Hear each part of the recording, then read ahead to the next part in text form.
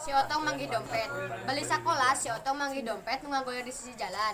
Eusina duit 100.000 salembar jeung surat-surat penting kaasup KTP jeung SIM nu bogana.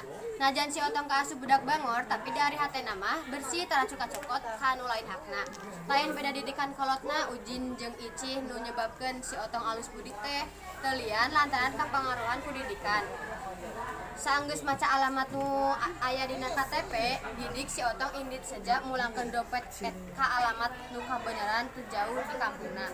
Assalamualaikum cek si Otong saenggeus anjok di kanu dituju. Waalaikumsalam bade milarian sahajang walon saurang bapak-bapak bari mukakeun panto. Punten Pak, dupin bumina Pak Haji Abdul leres di dieu, tanya si Otong asa-asa. Muhun aya naon kitu? Pokna Malik nanya. Abdi bade mulangkeun ieu, tadi mendak di jalan bari ngasongkeun eta dompet ka bapak-bapak. Aye pantesan atuh ku bapak diteangan tadi teh kapanggih, sing horeng lagrak di jalannya, kituna teh bari namparan eta dompet. Mangga parios bilih aya nu ical Pak, cek si Otong ngingetan. Adi barang mah eueun leungit jang, duit oge anggar 100.000. Ngan tadi nama salembar, nah ayeuna jadi 10 lembar 10 ribuan, tanya bari kerung.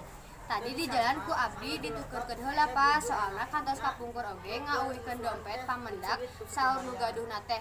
Nuhun nya cek, punten teu aya receh, cenah Pak Abdul. Oh kitu, ieu atuh keur ujang.